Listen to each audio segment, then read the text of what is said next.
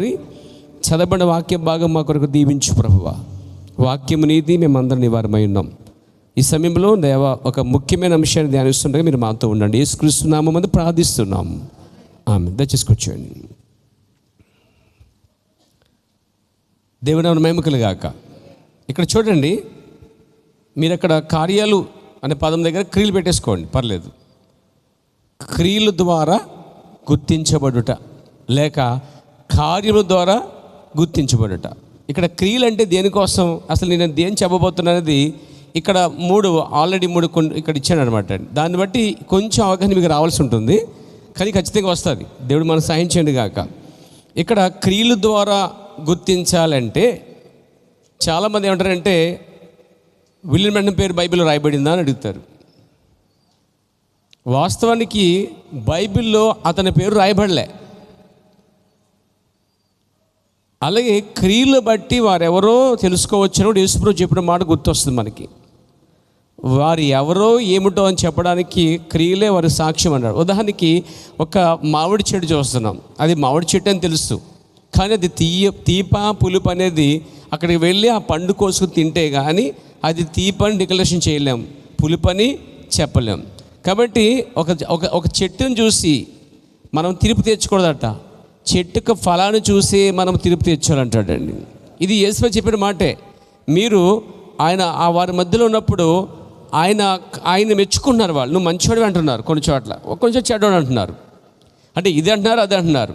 ఉదాహరణకి ఆయన ఒక చెట్టు అయి ఉన్నాడు, ఆయన అంటాడు మీరు పండు మంచిదైతే మంచిదని చెప్పండి, చెట్టు మంచిదైతే మంచిదని చెప్పండి, పండును బట్టి చెట్టు ఉంటుందన్నాడు. మీరేమంటున్నారు, చెట్టు మంచిదే కానీ దాని ఫలం మంచిది కదా అంటున్నారు. అది ఎలా సాధ్యము? ఫలాన్ని బట్టే అది చెట్టు మంచిదా లేక పులుపుదా లేక చెడ్డదా, మంచిదా పిచ్చిదా, మంచిదా చెప్పొచ్చు. ప్రభువు నామమున మహిమ కలుగాక. కాబట్టి ఇంకొంచెం అంటాడు ఆయన, వారెవరో వారి క్రియలు బట్టి మనము చెప్పొచ్చు అంటాడండి. ఇక్కడ క్రియలు దేనికోసం అంటే వాటి క్రియలు బట్టి బయలుపరచబడద్దండి. ఇక్కడ ముఖ్యమైన 3 విషయాలు చూద్దాం మనం. యేసు ప్రభువు ఇక్కడ ఏమంటాడంటే, ఆయన కొన్ని మాటలు చెప్పేసరికి చాలామందికి భేదం పట్టుకొచ్చింది, వాదం పట్టుకొచ్చింది. ఆయన మాటలు అర్థం కాక కొందరు ఏమన్నారు, దెయ్యం పట్టినవాడు, మరి కొందరు పిచ్చివాడు, వెర్రివాడు అన్నారు. 20వ వచనంలో దెయ్యం పట్టినవాడు అన్నారు. ఏమండి, యేసుప్రభు దెయ్యం పట్టినవాడా? యేసుప్రభుని దెయ్యం పట్టినవాడు అన్నట్టుగానే ఈరోజు వర్తమానం నమ్మి సంఘశాఖ నుంచి బయటకు వస్తే సంఘశాఖ నేను దెయ్యం పట్టింది అంటారు. లేదా ఇన్ని సంఘాలు ఉండగా అక్కడికి పోతున్నావేంటి, దెయ్యం పట్టిందా అంటారు. ఇప్పుడు దాకా సంఘానికి వచ్చి నువ్వు ఈరోజు సంఘం మానేసి ఇటు పోతున్నావేంటి, ఆ సంఘం అంతా నీ మీద ఆధారపడి ఉంటే నువ్వే అటుపోతున్నావేంటి, నువ్వేదో నమ్ముతున్న పోతున్నావు, నువ్వు తప్పిపోయావు, లేకపోతే నువ్వు దెయ్యం పట్టింది అంటారండి. యేసుక్రీస్తు నామంలో బాప్తిసం తర్వాత ఒక వర్తమానం తెలిసిన తర్వాత సంఘశాఖ నుంచి బయటకు వచ్చిన తర్వాత ప్రభురాత్రి మనం పగలు తీసుకుంటూ సడన్గా సత్యం తెలుసుకుని రాత్రి అని తెలుసుకుని రాత్రిని వెంబడించడం, పగలు పక్కన పెట్టడం జరిగినప్పుడు, శ్రీబోధ విన్నప్పుడు శ్రీబోధ కరెక్ట్ కాదు తెలుసుకుని దానికి రోజు వెళ్తూ ఒకేసారి ఆ అమ్మగారిని పక్కన పెట్టి శ్రీబోధను పక్కన పెట్టి నువ్వు వెళ్ళిపోతున్నప్పుడు వీళ్ళందరూ ఏకమై కట్టకట్టుకుని రకరకాల సందర్భాల్లో ఒక్కొక్కరు అనే మాట ఏంటంటే నీకు దెయ్యం పట్టింది. అలాంటి గొప్ప నింద ఎవరికైనా వచ్చిందండి? రాలేదా? ఇంకా రాలేదైతే నాకు వచ్చింది. ఎవరికి వచ్చింది చెప్పండి యథార్థంగా. నీకు దెయ్యం పెట్టిందా మీ మధ్యన, నువ్వు చాలా మారిపోయావు, ఇదివరకులా లేవు అంటారు. ఇదివరకు అంటే ఏంటి? శ్రీబోధ తినటం. ఇదివరకంటే ఏంటి? ఎక్కడితో కూటాలు పరిగెట్టడం. ఇదివరకు ప్రభుత్వం పగలు తీసుకుంటాం. ఇదివరకు అన్ని సేవకుల్ని అన్ని బోధల్ని విశ్వసించటం, ఇంట్లో పిలిపించుకుంటాం, చేయించటం, ప్రార్థన చేయించుకుంటాం. ఇంకా చెప్పాలంటే అన్ని రకాల కార్యక్రమాలు అన్నమాట. సడన్గా ఏదో జరిగింది. ఏం జరగలే, ప్రత్యక్షపరచబడ్డాడు ఆయన ఎవరో బయలుపరచబడ్డాడు. నిన్నటి వరకు 3 దేవులు అని చెప్పి ఇప్పుడు ఒకే దేవుడు అన్నావు, దెయ్యం పట్టింది. నిన్నటి వరకు యేసుక్రీస్తు బాప్తిసం తీసుకోలే, ఇదివరకు నువ్వు తండ్రి బాప్తిసం, ఇప్పుడు యేసుక్రీస్తు బాప్తిసం అన్నావు, దెయ్యం పట్టింది. అరే పగలు తీసుకుని ఇంతకాలం సడన్గా మానేసి రాత్రి అన్నం ఏంటి, నీకేం పట్టింది, అదంతా అబద్ధ బోధ, దెయ్యం బోధ అనే సందర్భాలు ఎవరికి వస్తాయంటే ఎవరు వాక్యానుసారంగా ఉన్నారో వారికే వస్తాయండి. ఇంతవరకు మీలో ఎవరికి రాలేదంటే దాని అర్థం మీరు వాక్యానుసారంగా లేరు అని అర్థమా? లేదా మిమ్మల్ని బయలుపరచుకోకుండా మౌనంగా ఉన్నారో కావచ్చు. కానీ మిమ్మల్ని మీరు బయలుపరుచుకున్నప్పుడు ఇది ప్రభురాత్రి భయము రాత్రే, ఇది పగల కాదు అని ఎప్పుడైతే నోరు తెరుస్తావో అవతల వ్యక్తి నేను దయ్యం పట్టింది అంటారు. అలా ఎన్ని కార్యాలు మనదాకా ముగ్గురు దేవుని చెప్పి ఇప్పుడు దేవుడు ఒకటి చెప్పి అని చెప్పి ఇంకోటి ఎందుకు ఎన్నో సంఘాలు తిరిగి ఇదిగో మళ్ళీ సంఘానికి వెళ్తున్నావు నీకు దయ్యం పట్టింది. ఇలాంటి కార్యాలన్నీ ఎప్పుడు వస్తాయంటే సత్యము తెలుసుకున్న తర్వాత వాక్యానుసారం వెళ్తున్నప్పుడు ఈ నిందలు లేక ఈ బహుమానాలు ఖచ్చితంగా వస్తాయటండి. ప్రభు నాన్న మహిమకులుగాక. ఇంటి యజమానుడు అండి యేసు ప్రభు వారు. ఈ సంఘమని ఇంటి యజమానుడు యేసు ప్రభు వారు. ఈ గృహాధిపతి యేసుక్రీస్తు వారు. ఏమండి ఏంటి ఆ గృహము? సంఘమే ఆయన గృహమైనది. ఇది హౌస్ ఆఫ్ ఫెయిత్, విశ్వాస గృహమైనది. ఈ గృహానికి ఆయన ఎవరు? శిరస్సై ఉన్నాడు. ఇంటి యజమాని ఏమంటున్నారు? వాళ్ళు దయ్యం పట్టింది అన్నారండి. ఇంటి యజమాని ఏమంటున్నారు? ఆయన్ని బెల్జుబం అంటున్నారు. ఇంటి యజమాని ఏమంటున్నారు? వాళ్ళు నువ్వు ఎర్రవాడివై అంటున్నారు. ఆ ఇంటి యజమాని అన్నారు గనక ఇంటి వారిని కూడా అంటారని బైబిల్ చెబుతుందండి.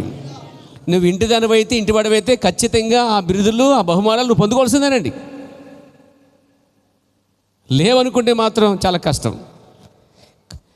మత్తయి సువార్త 5:1 చెప్పాడు ఆయన నామ నిమిత్తం నిందలైన అవమానమైన చెడ్డ మాటలైనా విన్నప్పుడు చేసినప్పుడు ప్రజలు అన్నప్పుడు ధన్యులు మీరు అని రాయబడింది బైబిల్లో. ప్రభునాన్న మహిమ కలుగాక. ఇవన్నీ ఎవరికి వస్తాయంటే ఎవరు వాక్యం కోసం నిలబడుతున్నారో వారికి ఖచ్చితంగా వస్తాయి. వాక్య నిమిత్తం నింద అనే మాట ప్రవక్త బోధించాడు. వర్తమానం విని ఉంటారు మీరు. వాక్యం కొరకు క్రీస్తు కొరకు మోషే సమస్తమైన ఆ సుఖభోగాలు విడిచిపెట్టి మట్టి తొక్కవరితో సహితం వెళ్ళిపోయిన మట్టి తొక్కిన సందర్భాలు ఉన్నాయి. దేవునికి స్తోత్రం కలుగాక. ఈయన వాక్యం మాట్లాడుతున్నప్పుడు వారు ఏమన్నారంటే భేదం స్టార్ట్ అయింది. నిజమైన వాక్యం చెప్పినప్పుడే భేదం స్టార్ట్ అవుతుంది అండి. విభేదం జరిగిద్దండి.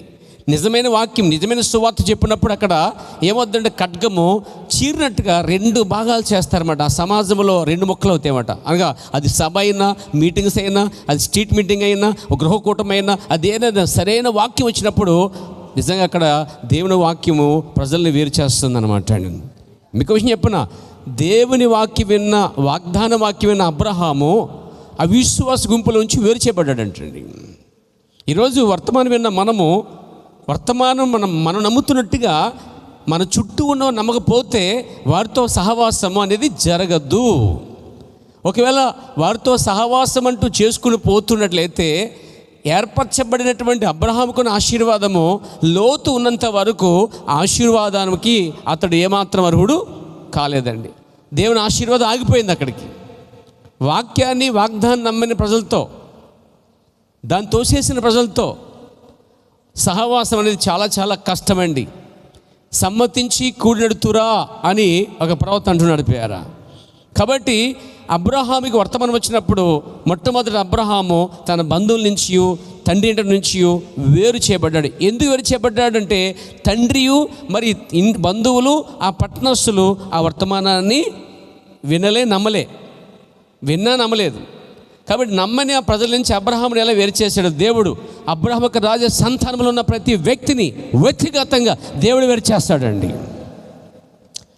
వేరు చేయకపోతే దేవుడే సమస్యను తీసుకొస్తాడు, దేవుడే దాన్ని పగలగొడతాడు. ఇక్కడ ఎలా గుర్తించాలి? వేరు చేయబడినప్పటికీ అబ్రహాము తండ్రి నుంచి, అబ్రహాము కుటుంబం నుంచి, అబ్రహాం బంధువు నుంచి, పట్టణం నుంచి వేరైనా కానీ ఇంకా బొగ్గాని యొక్క తైలంలో ఇంకా ఏగున్నట్టుగా అడ్డుగా ఎవరున్నారంటండి? కూడా ఎవరు వస్తున్నారండి? లోతు. అబ్రహాంకి లోతు అంటే చాలా ఇష్టం. లోతుకి అబ్రహాం అంటే ఇష్టం. రిలేటివ్, బాగా రక్త బంధువులు. అయినా దేవుడు అక్కడ సహించటం లేదు. దేవుడు అబ్రహాముని ఆ లోతు నుంచి, చూడండి, అబ్రహాము కొన్నిటి నుంచి వేరయ్యాడు. మనము కూడా చాలా వీటిలో కొన్నింటిలో వేరవుతాం. కానీ ఇంకా కొన్ని విషయాలు మనము ఇంకా కలుపుకుంటూ ఆ బంధాన్ని లేతే గట్టిగా స్ట్రాంగ్ ఉంచుకుంటాం. దేవుడు ఏం చేశాడంటే సడన్గా అబ్రహాము గొర్రెల కాపరికని లోతు గొర్రెల కాపరికని వైరుముగల చేశాడండి. దేవుడే చేశాడంటే అండి ప్రవక్త అన్నాడు. వాళ్ళు దెబ్బలాడుకుని కొట్టుకునేసరికి, నేను ఇంకా వర్తమానంలో ఇద్దరి కోసం మాట్లాడలేదు. ఒకరు వర్తమానం కాని వారి కోసం మాట్లాడుతున్నాను. Don't misunderstanding our message. మన వర్తమానాన్ని అపరం చేసుకోవద్దు. దేవునికి స్తోత్రం కలిగాక. అంటే విశ్వాసి అవిశ్వాసి, మెసేజ్ విశ్వాసి. వైరం కలిగిన దేవుడు వచ్చి ఏం చేశాడంటే పరిస్థితులన్నీ మార్చి, అప్పుడు అబ్రహాంకి అర్థమైపోయింది, అబ్రహాం విశ్వాసి కాబట్టి దేవుడు ఏదో చేస్తున్నాడు కార్యాలు. ఇంకా అతనితో ఏమని మాట్లాడకుండా, ఇదిగో నువ్వు కుడి వెళ్తావా, ఎడమ వెళ్తావా, దక్షిణం వెళ్తావా, పడమటి వెళ్తావా, తీసుకో, నీ ఇష్టం, ముందు నీకే ఎన్నిక, నువ్వు తీసుకో, ఆ తర్వాత నేను అన్నాడండి. అక్కడ అబ్రహాముకి ప్రత్యక్షత ఉన్నదండి. దేవుడు కొన్నిసార్లు వేరు చేస్తున్నప్పుడు, ఆ పరిస్థితులను వచ్చినప్పుడు విశ్వాసులు గమనించకపోతే అది ఆత్మీయ మతపరుపు గుడ్డితనమై ఉంటుంది. కానీ గ్రహించిన వారు సైలెంట్గా ఏం చేస్తారంటే దేవుడు తన కార్యం చేయను చెప్పి మౌనైపోతారు. అప్పుడు దేవుడు తన కార్యం చేసుకుని వస్తాడు. దేవుని కార్యం గుర్తించిన అబ్రహాం ఏం చేశాడంటే, ఓకే ఇది దేవుని కార్యం అని అతను చెప్పకుండానే గ్రహించగలరు కాబట్టి లోతుతో డిస్కషన్ పడకుండా ఏమనకుండా సైలెంట్గా అటు వెళ్తావు ఇటు వెళ్తావు అని చెప్పి డివైడ్ అయిపోయాడండి. ఇది అందరికీ అప్రత్యక్షత రాదండి. దేవుడు చేసే కార్యాలు కంటికి కనబడవు, చెవికి కనబడవు, హృదయానికి గోచరం కావు. అది విశ్వాసులైతే ఖచ్చితంగా మనోనేత్రం తెరబడినట్లయితే, ఒక మనోనేత్రం ఉందా లేదా మనకి? మనోనేత్రం తెరబడిన వారికి సంగతులు అర్థమవుతాయి. ఒక తెరబడకపోతే ప్రవర్తన ప్రత్యక్షత కొరకు, ఆ బయలుపాటు కొరకు పైకి చూడాలంట మనమండి. ప్రభు నాన్న మహిమకులు గాక. సో కాబట్టి ఇంటి వారిని అన్నట్టుగా నీకు దెయ్యం పట్టింది, నీవు ఇద్దరికి లేవు, నువ్వు ఇంట్లో సరిగా ఉండట్లేదు, మాతో కలవట్లేదు, మాతో రావట్లేదు అంటారండి. కానీ వాళ్ళతో వెళ్ళిన కలుసున్నా ఎలా ఉంటుందో చెప్తాను పేర. పావురాలన్నింటి మధ్యలో ఏమండి ఒక కాకి లేదా కాకి మధ్యలో కాకి గుంపులో ఒక పావురు వెలగితే ఇవ్వలేదో, తోడేల మధ్యలో ఒక గొర్రె పిల్లగైతే స్వేచ్ఛగా సంతోషంగా ఉండలేదో, తిరిగి జన్మించిన ప్రతి క్రైస్తవురాలు కూడా ఆ కాకుల మధ్య ఒక పావురు వలె ఉన్నారండి. ఆ యొక్క తోడేల మధ్య ఆ గొర్రె పిల్ల వలె ఉన్నారండి వాళ్ళు. ప్రభు చెప్పాడు కదా, మిమ్మల్ని నేను ఏం చేస్తున్నాడు, తోడేల మధ్య పంపినట్లుగా నేను పంపిస్తున్నాను అని చెప్పాడండి ఆయన. అయితే ఇక్కడ మీరు పావురు వలె పరిశుద్ధులుగాను, పాము వలె వివేకులుగా ఉండండి అన్నాడండి. వివేకం ఉంటేనే వెళ్తే తప్పించుకుంటావు, వివేకం లేకపోతే బలైపోతావు. పవిత్రత ఏంటి, నిష్కలంగా ఉన్నట్లయితేనే నువ్వు పౌరులు తప్పించుకుంటావు, పరిశుద్ధి కాపాడుకుంటావు, లేదా ఆపిత్రచబడద్దండి. ఈ విషయాలు తప్పనిసరిగా గ్రహించాలి. కాబట్టి ఇక్కడ క్రియల ద్వారా గుర్తించకపోతే, ప్రజలు గుర్తించరు కాబట్టి కొంతమంది నిందిస్తారు, అవమానిస్తారు. అయితే దేవుని పిల్లలు మాత్రము దేవుని క్రియలు ఎలాగుండో బయలుపరచబడినప్పుడు వారు దాన్ని వెంబడిస్తారు. ఉదాహరణకి ఆయన విమానం వెళ్తున్నాడు, ప్రవక్త విమానం వెళ్తున్నాడు, విమానం ఆగిపోయింది సడన్గా, కిందకి దింపేశారు. అప్పుడు దేవుని పరిశుద్ధత మాట్లాడుతుంది ఏంటంటే, ఇదిగో రైట్కి లెఫ్ట్కి వెళ్ళని చెప్పి ఆయన దగ్గర కార్డు ఉంది, ఫస్ట్ కార్డు, దాన్ని బయటికి వెయిట్గా వస్తున్నాడు. పరిశుద్ధాత్మ ఆయనతో మాట్లాడుతుంది, ఇదిగో అలా ఇలా వెళ్ళని. అది ఒక క్రియ, అది ఒక కార్యము. అతనికి అనుభవం ఉంది కాబట్టి దేవుడు ఏదో చేస్తున్నాడు కనుక ఇక మారు ప్రశ్న లేకుండా దాన్ని వెంబడిస్తున్నాడు. అబ్రహాము బయటికి రానప్పుడు అదొక క్రియ, అది బయటకు వచ్చాడు. సో విశ్వాసులు శిష్యులు బయటికి రానప్పుడు వారు బయటకు వచ్చారు. దేవుడి కార్యాలు గుర్తించడం చాలా చాలా కష్టం, కానీ మనోనేత్రంతో మాత్రం అది చాలా సులువైన కార్యమే అండి. దేవుని నామమున మహిమ కలుగాక. కాబట్టి ఆయన బోధలు, ఆయన కార్యాలు ప్రజలకి ఎలా ఉందంటే, కొందరికి వెర్రివాడిగా ఉన్నాడు, కొందరికేమో దెయ్యం పట్టినవాడిగా ఉన్నాడు. తర్వాత 20 వచ్చినప్పుడు చూడండి, కొందరు ఇవి దెయ్యము పట్టినవాడి మాటలు, కొందరు ఏమన్నారండి, దెయ్యం పట్టినవాడి మాటలు ఎలా ఉండవు అంటే ఆలోచింపజేస్తున్నాయి మాకు అంటే, కొద్దిమంది వారు పరలోకానికి దగ్గరగా ఉన్నట్టుగా ఉండేవాళ్ళు. దేవునికి స్తోత్రం కలుగాక. మరికొందరు ఏమంటే దెయ్యము గుడ్డివాని కళ్ళు తెరవగలవా, అదే దెయ్యం పట్టిన మాటలు ఎలా ఉండవు, దెయ్యము గుడ్డివాని కళ్ళు తెరవదు, ఇదేదో దైవ కార్యమే అని గ్రహించేవారు కొందరంటూ ఉన్నారు. ఆ తర్వాత నుంచి మనం చూస్తున్నాం అక్కడ ప్రభు నన్ను మహిమ కలుగాక. ఆ తర్వాత ఆయన 20-30 వచనంలో నేను నా తండ్రి ఏకమై ఉన్నామని చెప్పాడు. యూదులు ఆయనను కొట్టవాలని మరలా రాళ్ళు చేత పట్టుకొనగా అని రాయబడింది. ఆ తర్వాత కిందకు వచ్చిన తర్వాత అంటాడు ఆయన 34లో, అందుకు యేసు మీరు దైవములని నేను అంటీనని మీ ధర్మశాస్త్రంలో రాయబడి ఉండలేదా, లేఖనము నిర్ధారము కానేరదు కదా, దేవుని వాక్యం ఎవరికి వచ్చిన వారు దైవములని చెప్పిన ఎడల నేను దేవుని కుమారుడని చెప్పినందుకు తండ్రి ప్రతిష్ఠ చేసి ఈ లోకములోనికి పంపిన వాడితో నీవు దేవదూషణ చేయుచున్నావని చెప్పుదురా. నేను తండ్రి క్రియలు చేయనెడలా నన్ను నమ్మకుడి, చేసినెడల నన్ను నమ్మకున్నాను, తండ్రి నా యందును నేను తండ్రి యందును ఉన్నామని మీరు గ్రహించి తెలుసుకున్నట్లు ఆ క్రియలు నమ్ముడని వారితో చెప్పాను. ఇక్కడ క్రియలు అంటే క్రియలేంటి? Praise the lord. ఇప్పుడు క్రియల ద్వారా లేక కార్యాల ద్వారా గుర్తించవలసింది ఏంటి? ఇక్కడ మన సబ్జెక్టుకి వద్దాప్పుడు మనం దేవునికి స్తోత్రం కలిగాక చిన్న ఉదాహరణ మాత్రం చెప్పుకొచ్చాను. చెట్టుని గురించి మాట్లాడుకున్నాం. చెట్టుని బట్టి ఫలాన్ని బట్టి క్రియలను బట్టి చెప్పవచ్చు అని. ఒక జంతువు చేసే క్రియలను బట్టి కూడా ఫలానా జంతువు అని చెప్పగలుగుతాం, అవునండి. ఒక పిచ్చివాడు చేసే క్రియలను బట్టి కూడా అది పిచ్చి అని చెప్పగలుగుతాం, అవునా కదా. ఒక దేవశ్రేష్ఠులు చేసేవాడు చేసే క్రియలను బట్టి దయ్యం బట్టి అని చెప్పగలుగుతాం. అర్థమైందా? ఇక్కడ క్రియల కోసం యేసుప్రభువు మాట్లాడుతున్నాడండి. క్రియలు బట్టి నమ్మండి. నన్ను నమ్మపైన పర్లేదు, కానీ నేను ఏం చేస్తున్నానో ఆ క్రియలు ఏమై ఉన్నాయో వాటి కోసం ఏం రాబడ్డాయో వాటిని బట్టి మీరు నమ్మండి. ఇప్పుడు క్రియల వలన ఆయన ఎలా నమ్మాలి? ప్రభునామ మహిమ కలుగాక. బైబిల్లో ఈయన ఇదే అధ్యాయంలో ఈ యోహాను సువార్త 9వ అధ్యాయంలో ఒక గుడ్డివాడిని బాగు చేశాడండి ఆయన.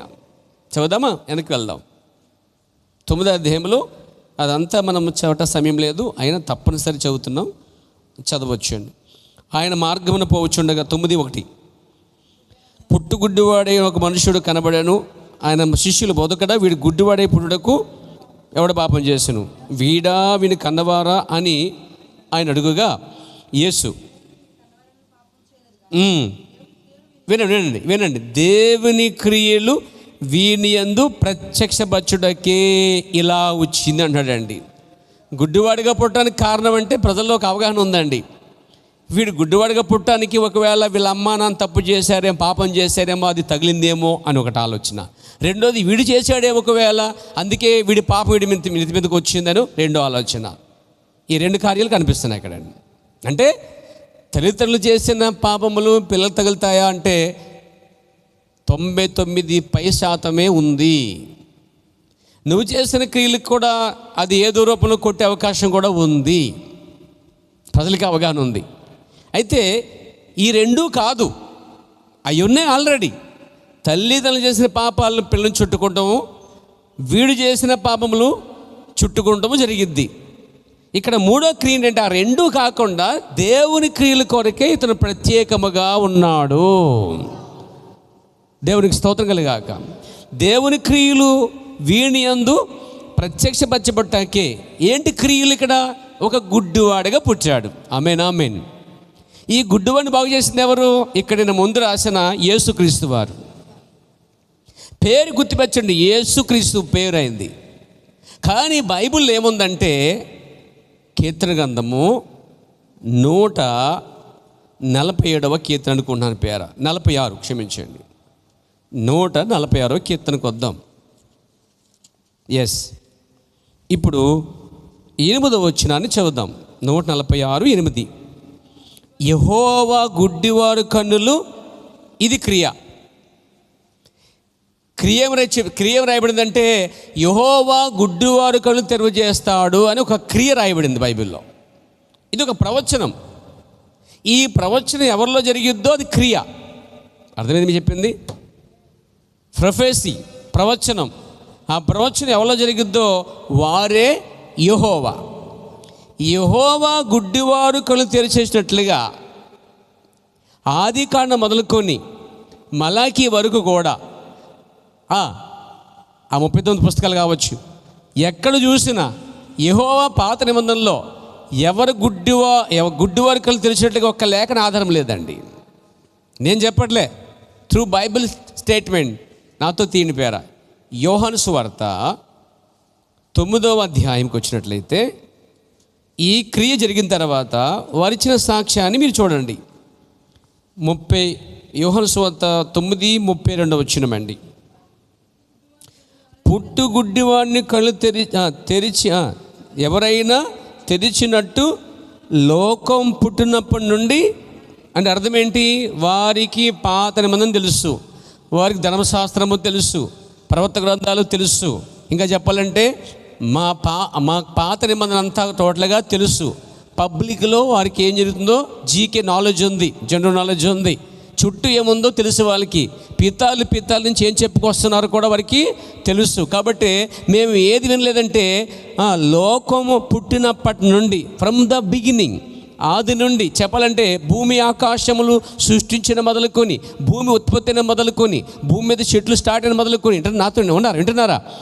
ఆ రోజు నుంచి ఈ రోజు వరకు కూడా ఎక్కడ చరిత్రలో మేము చూసిన ధర్మశాస్త్రం చరిత్రలో ప్రవక్త గ్రంథాలు ఎక్కడ కూడా గుడ్డివాళ్ళు కళ్ళు తెరిచినట్లుగా చరిత్రలు ఎక్కడ కూడా లేదని చెప్పేశారండి వాళ్ళు. అంటే ఫస్ట్ టైము ఏమండి చెప్పాలంటే 4000 సంవత్సరాల క్రితము, 4000 సంవత్సరాల తర్వాత వీళ్ళు ఒక కార్యం వింటున్నారు, ఒక క్రియ. భూమి మీద మొట్టమొదటి గుడ్డివాడు కళ్ళు తెరిచినట్టుగా ఒక కార్య వార్త వింటున్నారండి వాళ్ళు ఇచ్చిన స్టేట్మెంట్ ఏంటంటే లోకం పుట్టిన మొదలుకొని ఇంతవరకు ఎప్పుడు కూడా గుడ్డివాడు కళ్ళు తెరిచినట్టు వినలేదు అని చెప్పేశారండి వాళ్ళు. కానీ పాత నిబంధనలో యెహోవా ఎక్కడ కూడా ఏ వ్యక్తి కళ్ళు తెరిచినట్లుగా ఒక వాక్య ఆధారము లేదండి. మనకంటే బాగా నవ్వులు మింగేసిన వాళ్ళు వీళ్ళందరూ కూడా యూదులండి వీళ్ళు. ప్రభువుని మహిమ కలుగాక. వీళ్ళు ఇచ్చిన స్టేట్మెంట్ ప్రకారం చూస్తుంటే గుడ్డివాడు కళ్ళు తెరిచినట్టుగా చరిత్రలో కానీ ప్రవక్త గ్రంథంలో కానీ పాత నిబంధనలో యెహోవా చేసినట్టు కానీ లేదు. మొట్టమొదటి భూమి మీద ఒక ఆయన చేస్తున్నాడు. ఆయన వయసు 33 సంవత్సరములు, యవ్వనస్తుడు, పొడవాటి గడ్డం కలిగి, జుట్టు భుజం కలిగి, ఎత్తుగా కలిగి, ఒక అందం కలిగిన వాడేవండి. లేతే యూద రూపంలో కనిపిస్తున్న ఒక వ్యక్తి కనిపిస్తున్నాడు. ప్రభు నన్ను మహిమ కలుగాక. అంతకుముందు వచ్చిన ప్రవక్తలు ఎన్నడూ కూడా ఒక గుడ్డివాడిని కళ్ళు చేయలేదు. మోషే కానీ, సమూయేలు కానీ, జకర్యా కానీ ఎవరని చెప్పుకోండి ప్రవక్తలు అందరూ, ఏ ప్రవక్త కార్యం చేయలేదు. యెహోవా చేసినట్టు ఆధారం లేదు, ఏది కనిపించడం లేదు. దేవునికి స్తోత్రం కలిగాక. ఇది విన్నారు వాళ్ళు. వెనక్కి వెళ్ళి చూశారు. 146 కీర్తన 8వ వచనంలో యెహోవా గుడ్డివాని కన్నులు తెరవజేయని మాట విన్నారు. యెహోవా గుడ్డివారు కళ్ళు తెరచేస్తాడు ఉందో తప్ప యేసుక్రీస్తు గుడ్డివారు కళ్ళు తెరిచినట్టుగా లేదండి. Praise the lord. ఇప్పుడు ఎవరైనా యెహోవా అయి ఉన్నాడు. Praise the lord. క్రియల ద్వారా బయలుపరచబడిందండి. యెహోవాయే యేసుక్రీస్తు అని. పైన పేరేంటి? యేసు. ఆయన పేరు యేసు మాత్రమే. క్రీస్తు అనగా అభిషేక్తుడు. యేసు అనే పదం మామూలుగా వారి మధ్య వాడిక పదంలో ఉంది. మన యేసే కదా, మన అడ్లోని కుమారుడు యూసేఫ్ కుమారుడు కదా అని పబ్లిక్ మీకు మాకు పేర్లు ఎలాగుంటే వాళ్ళకి పేర్లు ఉంది, అంతే, జస్ట్ అంతే. కానీ ఈ యేసే క్రీస్తు అని కొంతమంది గుర్తించగలిగారు. ఈ యేసు అనే పేరులో పేరు యేసే, కానీ యేసు వచ్చి యెహోవా స్థానంలో ఉండి గుడ్డివాళ్ళను కళ్ళు తెరచడం వల్ల క్రియ ద్వారా ఈ యేసే యెహోవాని బయలుపరచబడిందండి. ప్రభువు నామమున మహిమ కలుగాక. ఇంకొక క్రియను చూద్దాం. కీర్తన గ్రంథం. సమయం లేదు మనకి, కానీ సబ్జెక్ట్ చాలా ఆసక్తిగా ఉంది అనుకుంటాను. పేరా నాకైతే ఆసక్తిగా ఉంది. మరి ప్రభువు నామమున మహిమ కలుగాక. 47వ కీర్తన 5వ వచనంలో మనం వాక్యం చూద్దాం. దేవుడు ఆర్భాటముతో ఆరోహణమైన భూరాధ్వనితో యెహోవా ఆరోహణమాయును అనబడింది. ఇది ప్రవచనం. ఈ ప్రవచనము చెప్పాలంటే ఈ క్రియ ఎవరిలో జరిగిద్దో వారే యెహోవా. ఇప్పుడు 1 తిమోతి పత్రిక, ప్రభు నామమున మహిమ కలుగాక. చూడండి పేరు 1 తిమోతి పత్రిక 3వ అధ్యాయము 16వ వచనంలో, క్షమించండి 2 తిమోతి పత్రిక అనుకుంటున్నాను. 1 సెకండ్. ఎస్ 1 తిమోతి పత్రిక 3వ అధ్యాయము 16వ వచనం అండి. అక్కడ చూడండి. నేను ఆ వాక్యాలన్నీ సమయం లేదు కాబట్టి కింద చూస్తున్నాను. చూడండి. లోకమందు నమ్మబడెను, ఆరోహణుడై తేజోమయుడైను. లోకమందు నమ్మబడి అంటే ఈ క్రియ ఎవరిలో జరిగిందో లోకమందు నమ్మబడినట్టుగా జరిగిందండి. ఇది అంటే ఇంతవరకు పాత నిబంధనలు ఎప్పుడు కూడా ఆరోహణ మీద కనిపించడం లేదు. ఆరోహణ అంటే ఎగురుట, పైకి వెళ్ళిపోవుట, ఎత్తబడుట. Praise the lord. దేవునికి స్తోత్రం కలుగాక. యెహోవా ఆరోహణమాయను అనే ఆ క్రియ యేసుక్రీస్తు దగ్గర మత్తయి, మార్కు, లూకా, యోహాను సువార్త గ్రంథాల్లో ఆ ఒలీవ కొండ మీదకి వచ్చిన తర్వాత శిష్యులు చూస్తుండగా ఆయన ఆరోహణమైపోయాడండి. హలో, ఈ క్రియ ద్వారా యేసే యెహోవా ఉన్నాడు. 146 కీర్తన 9 చరణ ప్రకారంగా యెహోవా గుడ్డివారు కళ్ళు తెరువును అనే ఒక క్రియ క్రీస్తు చేయటం వలన అది యెహోవా అనబడిందండి. ఇప్పుడు ఆయన యెహోవాని ఎవరు సాక్ష్యం ఇస్తున్నారు? క్రియలు. ఆయన ఏమన్నాడు? నన్ను మీరు నమ్మబడిన పర్లేదు కానీ నేను చేసే క్రియలు బట్టి నేను చేసే క్రియలు బట్టి అయినా సరే మీరేం చేయాలి? నమ్మండి. నన్ను నమ్మపోయిన పర్లేదు. క్రియ ఏం చెప్తుంది? నేనే ఆ గుడ్డివాని కళ్ళు తెరిచి తిని. ఇంకో మాట చెప్పనా, పాత నిబంధనలో దేవుడని యెహోవా నేలమడితో నన్ను చేశాడండి. యేసు ప్రభువు వారు కొత్త నిబంధనలో నేల బురద చేసి, ఉమ్ము వేసి బురద చేసి ఆ కనుగుడ్ల మీద మట్టి పామాడండి. ఆ క్రియ ఏం చూపిస్తుందంటే, ఆ ఏదైనా తోటలో ఆ ఆదాముని చేసినటువంటి వాడు నేనేనని తన నోటి మాట చెప్పకుండా తన క్రియల ద్వారా బయలుపరుచుకున్నాడండి. ప్రభు నాన్న మహిమకులుగాక, స్తుతికలుడుగాక. అది నేనే యెహోవా అని చెప్పట్లే, క్రియలు చూడండి. క్రియలు చూసి నన్ను నమ్మొద్దు, పోన్లే నా విషయంలో మీరేం చెప్పుకుని పర్లేదు, కానీ క్రియలు ఏం చెప్తున్నాయి? క్రియలు మీ అందే ఉన్నాయి కదా, క్రియలు బైబిల్ ఉన్నాయి కదా. బైబిల్ ఉన్న క్రియలు ఎలా రాయబడ్డాయో అలా అక్షరాల నాలో జరుగుతున్నాయి. కాబట్టి క్రియలు గురించి ఆలోచిస్తే తండ్రి నా యందును నేను తండ్రి యందు ఉన్నామని మీరు నమ్మండి. ఒకవేళ నన్ను నమ్మపోయిన పర్లేదు, క్రియలు బట్టి మీరు నమ్మండి. ఇప్పుడు యేసుని తోసేసిన లేక యేసుకు తోసేసిన వారు క్రియలు తోసేయలేరు కదా. అర్థమైంది మీకు? చెప్పండి. క్రియలు తోసేయలేరు కదా. క్రియలు బట్టి అయినా సరే ఆయన ఎవరో. అందుకే చూడండి, క్రియల ద్వారా లేక కార్యాల ద్వారా గుర్తించే దాన్ని ఇంగ్లీష్లో రికగ్నిషన్ అంటారు. దాన్ని ప్రైజ్ ది లార్డ్. రికగ్నిషన్. కొన్ని స్కూల్కి వాటికి వీటికి గవర్నమెంట్ రికగ్నిషన్ ఉంటుంది అన్నమాట.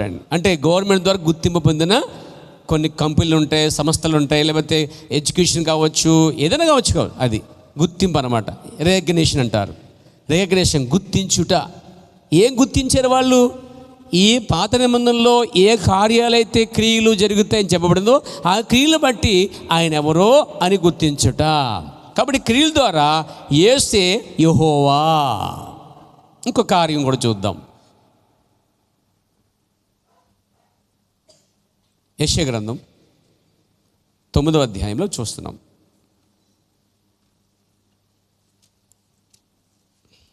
9వ అధ్యాయం మనకు తెలిసిన బాగా సుపరిచితమైన వాక్య భాగం 6వ వచనమండి. అక్కడ చూడండి, మనకు శిశువు పుట్టాను, మన కుమారుడు ఆయన భుజం మీద ఆశ్చర్యకరుడు, ఆలోచనకర్త, బలవంతుడైన దేవుడు అని చెప్పేశాడు. ఇక్కడ మల్టీ గాడ్, బలవంతుడైన దేవుడు. అంటే యెషయా ఏమంటాడంటే ఒక శిశువు పుట్టబోతున్నాడు. ఇది ఒక క్రియ అన్నమాట. శిష్యులు, అది ఇశ్రాయేలు అందరూ యెషయా చెప్పినట్టుగా ఈ క్రియ ఎవరిదో జరిగిద్ది, ఈ క్రియ ఎవరిలో జరిగిద్ది, ఈ క్రియ ఎవరిలో జరిగిద్ది అని చూస్తున్నారు. కానీ వారి కళ్ళ ముందే ఆయన జన్మించాడు. వారి కళ్ళ ముందే ఆయన రాజ్యభారం వస్తున్నాడు. ఆయన భుజాల మీద రాజ్యభారం ఉంది. సిలువ ఆయన భుజాల మీద ఉంది. సిలువ ద్వారా రక్షించబడిన అందరూ కూడా రాజ్యమై ఉన్నది. ప్రభు నాన్న మహిమ కలుగాక. ఆయన కుమారుడిగా ఉన్నాడు. అవునా? ఆయన బలవంత దేవుడిగా ఉన్నాడు. దేవుడితో సరిపెట్టలేదు. నిత్యుడగు తండ్రి, లాస్టింగ్ ఫాదర్. అంటే ఒకే ఒక్క తండ్రి ఉంటాడు పేరు లాస్టింగ్ ఫాదర్. అంటే నిత్యము బ్రతికేవాడు, నిత్యము జీవించేవాడు అన్నమాట అండి. కానీ బలవంతుడైన దేవుడు ఈయనే అని అంటే ఇక శిశువుగా వచ్చి, కుమారుడిగా వచ్చి, భుజమే రాజ్యభారం మోసి, ఆశ్చర్యకార్యం చేసి, అద్భుత కార్యం చేసి, ఈ వ్యక్తి ఎవరంట? ఆశ్చర్యకారుడు, ఆలోచనకర్త, బలవంతుడైన దేవుడు, నిత్యుడగు తండ్రి అని యెషయా చెప్పినప్పుడు క్రియలు ఎవరు జరుగుతున్నాయో చూస్తున్నారు వాళ్ళు. అదిగో జన్మించాడండి ఆయన. అదిగో కుమారుడిగా ఉన్నాడు ఆయన. దేవుని కుమారుడిగా ఉన్నాడు, మనిషి కుమారుడిగా ఉన్నాడు. ప్రభు నామ మహిమ కలుగాక. యూదుల మధ్య ఆయన మనిషి కుమారుడిగా ఉన్నాడు, అన్యుల మధ్య దేవుని కుమారుడిగా ఉన్నాడు. రేపు 1000 ఏళ్ల పనులు దావీదు కుమారుడిగా ఉండబోతున్నాడండి. ప్రభు నామ మహిమ కలుగాక. కాబట్టి అదిగో శిష్యువుగా, అదిగో కుమారుడుగా, అదిగో రాజ్యభారం మోస్తున్నాడు, ఇదిగో ఆశ్చర్యకార్యం చేస్తున్నాడు, ఇదిగో అద్భుతాలు చేస్తున్నాడు. ఈయన ఎవరంటే బలవంతుని దేవుడు, నిత్యుడగు తండ్రి అని చెప్పి ఒక క్రియ ఎక్కడో పాత నిబంధనలో వెలుగుతూ ఉందండి. దాన్ని కనుగొనేవారు ఎవరు తెలుసా? జగత్తు పునః ముందు ఏర్పరచబడిన వారు. ఇంకో మాట చెప్పండి, మనోనేత్రం తెరబడిన వారు దాన్ని గుర్తించగలిగారు. అందుకే శాస్త్రులు, పరిశుద్ధ సద్దుకీయులు దాన్ని గుర్తించలేపారు. వారి దగ్గర చదువు ఉంది, జ్ఞానం ఉంది, కానీ ఆ యొక్క క్రియలు ఎవరో జరుగుతున్నాయో దాన్ని గుర్తించలేకపోయారు వాళ్ళు. దీన్ని బట్టి ఇక్కడ యేసు గుడ్డివాని కళ్ళు తెరుస్తాడు రాయబడలే, యేసుక్రీస్తు ఆశ్చర్యకరుడు రాయబడలే, యేసుక్రీస్తు బలవంత దేవుడు రాయబడలే, క్రియలు రాయబడ్డాయి. క్రియలు బట్టి ఆయన బలవంతుని దేవుడు, క్రియలు బట్టి ఆయన శిష్యువు, క్రియలు బట్టి ఆయన మనిషి కుమారుడు, క్రియలు బట్టి గుడ్డివాడిని కళ్ళు తెరిచినవి కాబట్టి ఆయన యెహోవా. సింపుల్గా చెప్పాలంటే క్రియలు ఆయనలో జరుగుతున్నాయి. ఈ క్రియలు బట్టి మనం ఆయన్ని పాత నిబంధన యెహోవా అని పిలుస్తున్నాం. మనకంటే ముందు ఒక 50 సంవత్సరాల క్రితమే ఈ భూమి మీద ఒక రంకులు వేసి ఏలియాత్మ గలవాడే ఏం చేశాడు? రంగములు దిగి వచ్చి పాత నిబంధన యెహోవా దేవుడే కోతను యేసుక్రీస్తుని 50 ఏళ్ళకు మునిపే చెప్పబడింది. అది కొత్త పదం కాదు, బహుపాత పదము. దాన్ని నమ్ముతూ వచ్చారు సైన్యం కొంతమంది పేర. అక్కడ వారిలో మనం ఏకమై ఉన్నాము. వాళ్ళు ప్రపంచమంతా ఉన్నారు. ఆ సైన్యం పేర దేవుడు ఏర్పరచుకున్న వారు ప్రపంచమంతా ఉన్నారు. వారు మనోనేత్రం తెరబడిన వారే క్రియలు బట్టి ఆయన ఎవరో గుర్తించగలిగారు. అలా కొద్దిమంది ఇక్కడ తణుకులో ఉన్నారు. తణుకంతా గుర్తించిందా చెప్పాలి? అల్లంపురం అంతా గుర్తించిందా? కానూరంతా గుర్తించిందా? పెరవలంతా గుర్తించిందా? పాలకులంతా గుర్తించిందా? పెనుగొండంతా గుర్తించిందా? ఆంధ్ర అంతా గుర్తించిందా? అక్కడక్కడ కొంతమంది గుర్తించగలిగారు. క్రియలు ద్వారా గుర్తించబడుట లేక కార్యాల ద్వారా గుర్తించబడుట. ప్రభు నాన్న మహిమ కలుగాక. ఇప్పుడు క్రీస్తు అనే పదం కోసం చూద్దాం. కేవలం యేసు అనే పదం కోసం చూస్తాం. మీకు విషయం చెప్పనా, ఇంకొక యేసు అనే పదం ఇంకొక క్రియ ఉందన్నమాట. అది యెషయా గ్రంథం 14వ అధ్యాయము, యెషయా గ్రంథం 14వ అధ్యాయము, క్షమించండి 7వ అధ్యాయం 14 వచనం, 7:14. కాబట్టి ప్రభు తానే ఒక సూచన మీకు చూపును, ఆలకించుడి. కన్యక గర్భవతి కుమారునికని, ఇక్కడేమో క్రియ రాయబడింది, పుట్టిన కుమారునికి ఇమ్మానుయేలు పేరు పెడతారు అని రాయబడింది. ఏం పేరు పెట్టారు ఆయనకి? ఏం పెట్టారు? ఏం పెడతారు ఉంది అక్కడ? ఇక్కడ ఏం పెట్టారు? మరి ఎలా గుర్తించాలి? క్రియల ద్వారా మనం గుర్తించాలి. ప్రభునామ మహిమ కలుగాక. ఇక్కడ చూడండి, ఇక్కడ ఇంకో ప్రవచనం ఉంది. కన్యక అది పేరు కాదు, ఎవరో కన్యక. కానీ నిజంగా కన్య గర్భవతి కన్నప్పుడు ఈ యెషయా గ్రంథం 7:14లో ఉన్న కన్యక పేరైతే రాయబడలే. కానీ ఏ కన్యకైతే గర్భం ధరించి శరీరం లేకమవ్వకుండా, వివాహం కాకుండా, పురుషులతో సంబంధం లేకుండా ప్రపంచంలో ఏ కన్యకైతే బిడ్డను కంటుందో ఆ కన్యక పేరు బయలుపరచబడద్దండి. ఈ క్రియ ఎవరిలో జరిగిద్దో వారే ఆ కన్యక. యెషయా చెప్పిన కన్యక చాలా సంవత్సరాల తర్వాత, ఇంచుమించుగా 712 సంవత్సరాల తర్వాత అన్నాడు ప్రవక్త. 712 సంవత్సరాల తర్వాత ఒక కన్యకలో ఆయన బయటకు వచ్చాడు, ఉద్భవించాడటండి. Yes, amen. అప్పుడు ఆమె పేరు అర్థమైంది. ఆమె పేరు మరియా. క్రియల ద్వారా ఇది ఎవరంటే యేసుక్రీస్తు జన్మనిచ్చిన తల్లి అయి ఉందని చెప్పి ఆ కన్యక ఈమెనని చెప్పి బయలుపరచబడిందండి. సో అది మరియా కోసం ఉన్న క్రియ. నేను యేసు కోసం ఉన్న క్రియ కోసం మాట్లాడుతున్నాను. ఆమేన్. దేవునికి స్తోత్రం కలుగాక. ఇమ్మానుయేలు అన్నారు. ఇప్పుడు మత్తయి సువార్త 1వ అధ్యాయము 21వ వచనం చదువుకుందాం.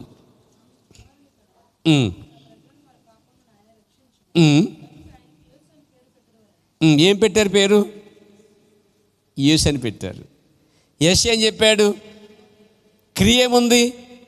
క్రియ ఏమి రాయబడింది? క్రియ ఏంటంటే ఇమ్మానుయేలు. అసలు ఇమ్మానుయేలు అర్థం ఏంటి? దేవుడు మనకు తోడై ఉన్నాడు అని. ఇప్పుడు కిందకి రండి, 22 వచ్చిన.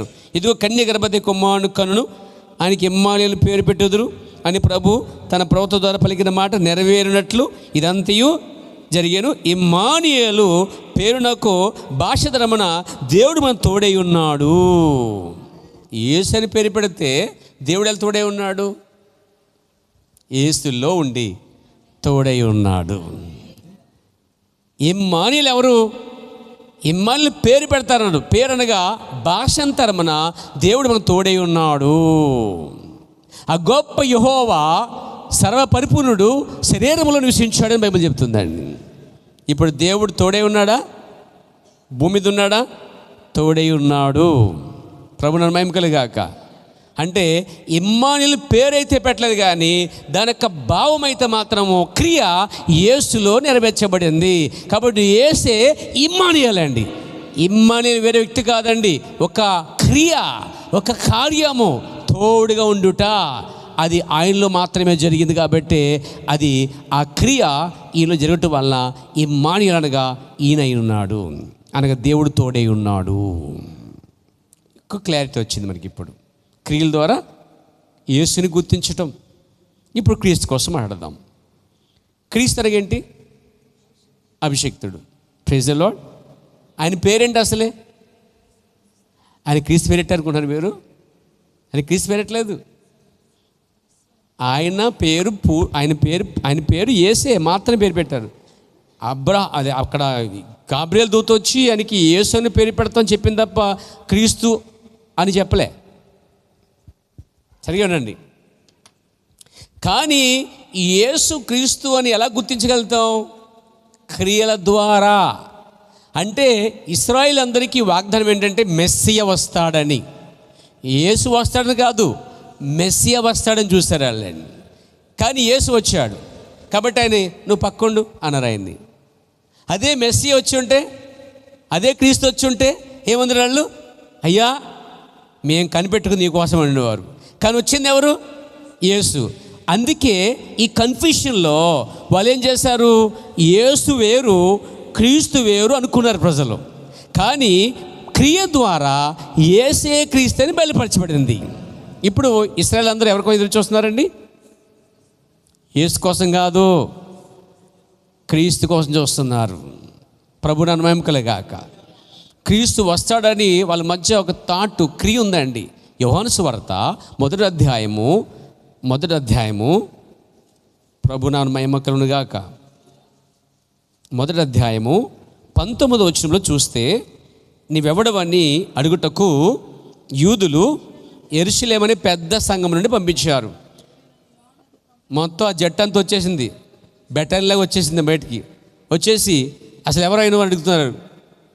ఆయన పని ఆయన చేసుకుంటున్నాడు. ఆయన కోసం తర్వాత వస్తుంది మనకి. ప్రభువుని మహిమ కలుగాక. ఆయన పని ఆయన చేసుకుంటున్నాడు, ఆయన వర్క్ ఆయన ఏం చేసుకుంటున్నాడు. వచ్చి అడుగుతారు, ఎవరవయ్యా? పట్టుబడి అడుగుతున్నారు, ఎవరయ్యా అడుగుతున్నారు. ఏమడిగారు వాళ్ళు? క్రీస్తు ఒకడు వస్తాడయ్యా, అంటే మెస్సియా ఒకడు వస్తాడయ్యా, ఒకవేళ నువ్వు మెస్సియావా అని అడిగారు. ఆయన ఏమన్నాడు? అసలు ఆయన చేట ఆయన చేతిలో ఉంది, నేను చెప్పులు కూడా ఇప్పలేను, నేను యోగ్యుని కాదు, అసలు నేను కాదని చెప్పేశాడు. అర్థమైంది మీకు చెప్పింది? అంటే ప్రజల్లో క్రీస్తు వస్తాడనే అవగాహన ఉందా?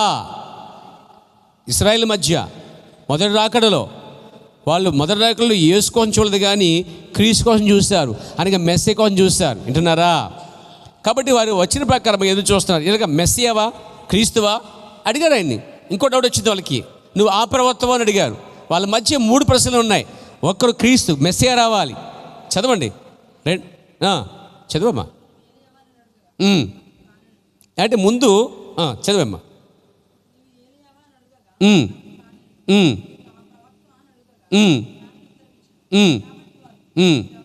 చూడండి, ఎవరు వారు అడిగిన 3 ప్రశ్నలు. ఒకటి, నువ్వు క్రీస్తువా అంటే మెస్సియావా? కాదయ్యా అన్నాడు. సరే, నువ్వు ఆ ప్రవక్తవా? నేను ఆ ప్రవక్తను కాదు, ఈ ప్రవక్తను కాదు అన్నాడు మొత్తం మీద. రెండో ప్రశ్న అయిపోయింది. మూడో ప్రశ్న, ఏలియావా అంటే వాళ్ళ మైండ్లో ఏమున్నాయి? వాళ్ళు ఎంతమందికి ఎదురు చూస్తున్నారు? వాళ్ళు 3 కోసం ఎదురు చూస్తున్నారు. ఎవరు? మెస్సియా. క్రీస్తు అనగా మెస్సియా. మెస్సియావా? కాదు. ఆ ప్రవక్త అంటే మోషే, ఇండైరెక్ట్గా మోషే అని అర్థం. ఎందుకంటే వారు మోషే గురించి ఒక మాట చెప్పారు వాళ్ళు. ఎందుకంటే మోషే అన్నాడు కదా, మోషే చెప్పిన ప్రవచనం ఏంటంటే నా వంటి ప్రవక్త వస్తాడని. అంటే మోషే చెప్పినట్టు నువ్వు ఆ ప్రవక్తవా? మోషే కాదు, మోషే చెప్పినట్టుగా ఆ ప్రవక్త అంటే వాళ్ళు మోషే ప్రవచించిన ప్రవచనం ఏంటంటే నా వంటి ప్రవక్త కూడా వస్తాడు, అతని మాట మీరు వినండి, అతని ప్రవక్తగా ఉంటాడు, అతని మాట వినకపోతే సర్వనాశనం అవుతారు, అతనిలో దేవుడు ఉన్నాడు చెప్పాడండి. హలో, ఆ ప్రవక్త అంటే మా మోషే చెప్పాడు ఒక ప్రవక్త వస్తాడని. ఆ ప్రవక్త కానీ నువ్వు, ఈయన మోషే చెప్పినట్టుగా ఆయన కాదెత్తాడు. మోషే చెప్పింది ఎవరి కోసం? యేసు కోసం, క్రీస్తు కోసం. కాబట్టి మోషే చెప్పినట్టుగా నేను కాదు అన్నాడు. ఆమె క్రీస్తు మెస్సే కాదు అన్నాడు. మరి ఏలియావా అంటే వారు ఏలియా కోసం కూడా చూస్తున్నారండి. వారు మెస్సే కోసం చూస్తున్నారు, ఆ ప్రవక్త కోసం చూస్తున్నారు, ఏలియా కోసం చూస్తున్నారు. వాళ్ళ మధ్య అడగడానికి అర్థం ఉందండి. అంటే తెలిసి అడుగుతున్నారు కదా వాళ్ళు, విన్నారా? కనీసం వాళ్ళకి ఏలియా వస్తాడని కూడా గ్రహింపు ఉందండి వాళ్ళకి. కానీ ఈ తరానికి ఏలియా వచ్చాడని, వెళ్ళిపోయాడని ఇంతవరకు చాలామంది తెలియదు. ఇంత ఏలియా ఒకడు వస్తాడని వచ్చి వధువు సిద్ధపరిచి వెళ్ళిపోతాడని తెలియదండి. అసలు ఏలియా కోసం ఆ సబ్జెక్ట్ లేని సంతానం చాలా ఉంది ఈ లోకంలో. పేరా అసలు ఏలియాకి సంబంధం లేకుండా ఉంది. కానీ ఆ రోజుల్లో ఏలియా వస్త్రం గుర్తించారు, ప్రజలాడు మెస్సీ వస్త్రం గుర్తించారు. తర్వాత ఏలియా వస్తాడు, మెస్సీ వస్తాడు, ఆ ప్రవక్త వస్త్రం గుర్తించారు. నేను ఈ మూడు కాదని చెప్పేశాడు ఆయన. వింటున్నారా? ఎందుకు వాళ్ళ మైండ్లో ముగ్గురు కోసం చూస్తున్నారు వాళ్ళు. ఫస్ట్ అడిగిన ప్రశ్న తెలుసా? మెస్సియా వస్తాడా? నువ్వు మెస్సియావా? మేము మెస్సియా కోసం చూస్తున్నాం, మాకు అర్థం కావట్లేదు, నువ్వు గానా? నేను కాదని చెప్పేశాడు. అసలు మెస్సియా వస్తాడని వీళ్ళకి అలా తెలుసు. దేంటి ఆధారం? దానియేలు గ్రంథం 9వ అధ్యాయం. దానియేలు గ్రంథం 9వ అధ్యాయం. ప్రభు నామన మహిమ కలుగాక. త్వరగా తీయాలి. ఎస్, చూడండి 26వ వచనం చదవండి. యెరూషలేము మరలా కట్టించవచ్చునని అభిషక్తుడగు అధిపతి వచ్చే వరకు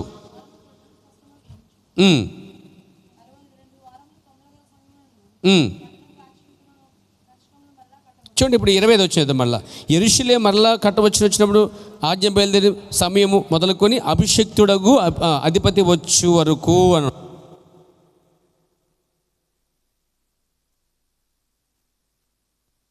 అభిషక్తుడి కింద ఏముంది? అది ఈ ప్రవచనము, ఈ క్రియ ఎవరిలో జరిగిద్దా అని చూస్తున్నారు. ఒకవేళ యోహానులో జరిగిద్దేమో అనుకుని, ఆయన పేరు యోహానే కదా, అతని పేరు యోహాన్, జకరీ కుమారుడు యోహానే కదా, బహుశా నువ్వు మెస్సేవేమో, ఓకే నీలో జరుగుతున్నాయేమో అని అడిగొచ్చారు. అని కాదని చెప్పేశాడు. అయితే ప్రజలకి మాత్రము ఒక్క మెస్సియా వస్తాడని దానియేలు చెప్పినట్టుగా వారు గ్రహించగలిగారు.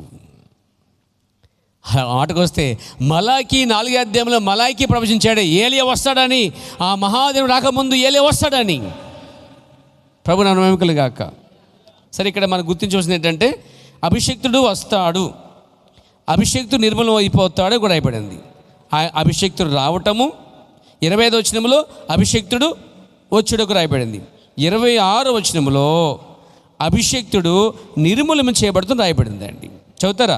ఈ 2 దినములు వారములు జరిగిన పిమ్మట ఏమీ లేకుండా అభిషక్తుడు నిర్మూలము చేయబడును. అభిషక్తుడు వచ్చుట, అభిషక్తుడు నిర్మూలము చేయబడంటే చంపబడుట, తీయబడుట, నిర్మూలన చేయబడుట, లేకుండా భూమి మీద లేకుండా చేయుట. ఎన్నని చెప్పండి పర్యాపదాలు. అభిషక్తుడు వస్తాడు, కొన్ని వారములు ఉంటాడు, ఆ తదుపరి అతని నిర్మూలము చేస్తారని ఒక ప్రవచనం ఉంది. కాబట్టి ఈ క్రియ ఎవరిలో జరిగిద్దా అని చూస్తున్నారు. యోహాను వచ్చాడు కాబట్టి మొట్టమొదటి యోహాను అడిగారు, తప్పుకున్నాడు. యోహాను తర్వాత ఒక ఆయన వచ్చాడు, ఆయన వారు అంగీకరించలేకపోయారు. కానీ ఆయన పేరే యేసు. ఈ యేసే క్రీస్తు అని కొద్దిమంది గుర్తించగలిగారు. దేని ద్వారా? క్రియల ద్వారా. క్రియల ద్వారా. దేవుని నామమున మహిమ కలుగును గాక. కాబట్టి పాత నిబంధన యెహోవాయే యేసుక్రీస్తు అని క్రియలు లేక కార్యాల ద్వారా గుర్తించుట, యేసే క్రీస్తు అని కార్యముల క్రియల ద్వారా గుర్తించుట. మీరు క్రియలను మైండ్లో పెట్టుకోండి. Praise the lord. దేవునికి మహిమ కలుగాక. యేసు క్రియలు, యెహోవా క్రియలు కార్యాల ద్వారా లేక క్రియల ద్వారా గుర్తించాం. యేసే క్రీస్తు అని, మళ్ళా అభిషేక్తుడని, నిర్మూలన చేయబడతాడని ఎవరు చెప్పారు? దానియేలు చెప్పినట్లుగా దానియేలు ప్రవచనము యేసులో నెరవేర్చబడింది. ఇప్పుడు దావీదు చెప్పినా, జకరియా చెప్పినా, ఎవరు చెప్పినా యేసులోనే మొత్తం జరిగిందండి. కాబట్టి యేసే యెహోవా, యేసే మెస్సయా అండి. ఎలా గుర్తించగలిగే వాళ్ళు? క్రియల ద్వారా కార్యాల ద్వారా గుర్తించగలిగారు. దేవునికి స్తోత్రం కలిగాక. నెక్స్ట్ పాయింట్కి వద్దాం. ఎవరండి ఇప్పుడు? యోహాను కోసం చూస్తున్నాం. యోహాను అని పేరు రాయబడలేదు, కానీ యెషయా గ్రంథము 43 అధ్యాయం 45 వచ్చిన రాయబడింది మాట ఏంటంటే, అతడు అరణ్యంలో కేకలు వేయను. చదువుతారా? అరణ్యంలో కేకలు వేయను. చదువుతారుగా. 45 వచ్చినమండి. అడవిలో ఒకడు ప్రకటించుచున్నాడు. ఎట్లనగా, ఇక్కడ ఒకడు అని రాయబడింది తప్ప యోహాను అని రాయబడలే. అంటే క్రియలు ఒకళ్ళలో జరుగుతాయని రాయబడ్డాయి. ఏంటి క్రియలు అంటే, అరణ్యంలో ఒకడు కేకలు వేస్తాడు, రంకులు వేస్తాడు. ఇంకా చెప్పాలంటే చదవమ్మా. అరణ్యంలోనే యెహోవాకు మార్గం కూడా సిద్ధపరుస్తాడు. ఎవరికి మార్గము?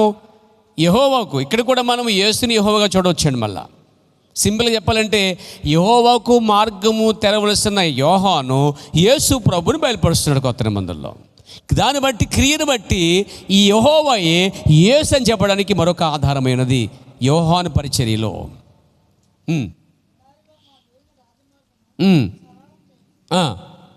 ఇతను ఏం చేస్తాడు? ఒకడు ఏం చేస్తాడు? యెహోవాకు మార్గము సరళం చేస్తాడు. ఒకడేం చేస్తాడు? ఎడారులను, రాజమార్గములను సరళం చేస్తాడు. ఇంకా ప్రతిలోనే ఏం చేస్తాడు? ఒకడు పూర్తి చేస్తాడు. ప్రతి పర్వతాల్ని ఏం చేస్తాడు? అణిచివేస్తాడు. తర్వాత ఏముంది అంటే, వంకరగా ఉన్నవన్నీ కూడా చక్కగా, అంటే వంకర మార్గాలు చక్కగా చేసేస్తాడు అని రాయబడింది. అంటే ఈ కార్యాలన్నీ కొత్త నిబంధనలో యేసు కంటే ముందు వచ్చిన బాప్తిస్మ యోహానులో జరిగింది. ఇక్కడ క్రియలు జరిగినప్పుడు ఇతని పేరు యోహాను, పేరు రాయబడలే. క్రియల ద్వారా బాప్తిస్మ యోహానే ఆ ఒక్కడు అని బయలుపరచబడింది. ప్రభువు నామమున మహిమ కలుగాక. అలాగే మలాకి 3 అధ్యాయంలో మొదటి వచనం చదువుదాం. ఇదిగో నాకు ముందుగా ఒక దూతను, మార్గం సిద్ధపరచడానికి ఒక దూతను పంపుతానన్నాడు. నాకు ముందుగా అని యెహోవా చెప్తున్నాడు. ఇక్కడ మలాకి ప్రవక్త వచ్చి అన్నాడు, యెహోవా ఇలాగ అంటున్నాడు. మలాకి అంటున్నాడు, ఓ ఇశ్రాయేలు వినండి, దేవుడని యెహోవా చెప్పిన మాట వినండి. దేవుడు అంటున్నాడు, నాకు ముందుగా ఒక దూతను పంపించాను అన్నాడండి ఆయన. Praise the lord. యెహోవాకు ముందుగా దూత వస్తుంది. ఇక్కడ కూడా మళ్ళీ ఈ క్రియ కూడా యెహోవానే చూపిస్తుంది. ఎక్కడైతే యెహోవా చెప్పబడిందో ఆ ప్రతి స్థలంలో యేసే కనిపిస్తున్నాడు. కాబట్టి యేసే యెహోవాగా ఇక్కడ కూడా మనం చూస్తాం కార్యాన్ని. దేవునికి స్తోత్రం. ఇక్కడ నా దూత అని చెప్పాడు. దూత అన్నాడు తప్ప దూత పేరు రాయబడలే.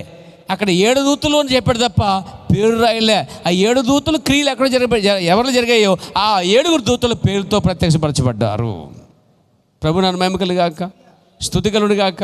ముగించింది మాట వినిపారా? రెండో మాట మనం చదువుకుంటున్నాం. ఏంటంటే, యోహాను పేరు రాయబడదు, కానీ క్రియల ద్వారా యోహానే ఆ క్రియలకు కారణమై ఉన్నాడు అని.